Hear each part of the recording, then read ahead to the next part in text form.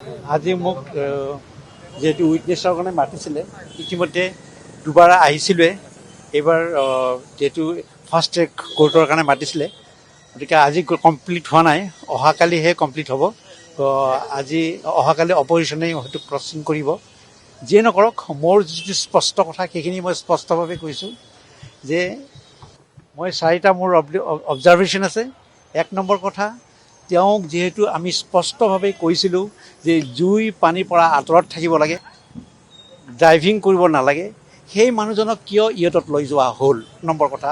দুই নম্বৰ কথা, সেই ইয়টত নি তেওঁক কিয় চুইমিং কৰিব দিয়া হ'ল, যিহেতু ইয়াত নলৈ গ'লে একেলগে থকা মানুহকেইজন আছে, তাত তেওঁলোকৰ লগত আছে, সেই মানুহকেইজনে কিয় তেওঁক বাধা দিব নোৱাৰিলে, আৰু যদি অঘটন হৈছে, অঘটন হোৱাৰ পিছত তেওঁক কিয় বচাব নোৱাৰিলে। কাৰণ যদি চুইমিং কৰাৰ পিছত, ড্ৰাউনিং হোৱাৰ পিছত যদি লগে লগে যদি হস্পিটেলাইজ কৰিলে হয়, তেওঁ বাচি গ'লহেঁতেন।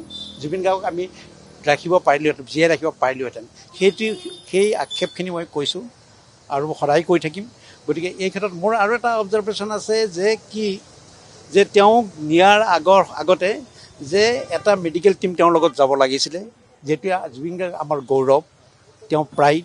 গতিকে যদি মেডিকেল টীম নিয়া নাই, তথাপিও তেওঁ যোৱাৰ আগত এবাৰ he is fit or not to go' abroad, সেইকাৰণে মেডিকেল তেওঁক ফিটনেছ চাৰ্টিফিকেটখন লাগিছিল, বা যোৱাৰ কাৰণে তেওঁক মেডিচিনখিনি প্ৰপাৰলি লৈ গৈছেনে নাই, সেই মেডিচিনখিনি ভালদৰে সেৱন কৰা হৈছেনে নাই, সেইখিনিও প্ৰশ্নবোধক আছিল। গতিকে এইখিনি কথাই মই কৈছোঁ। গতিকে অহাকালি হয়তো মোক সেইধৰণে ক্ৰচিং কৰিব, চাই লওঁ কেনেকৈ।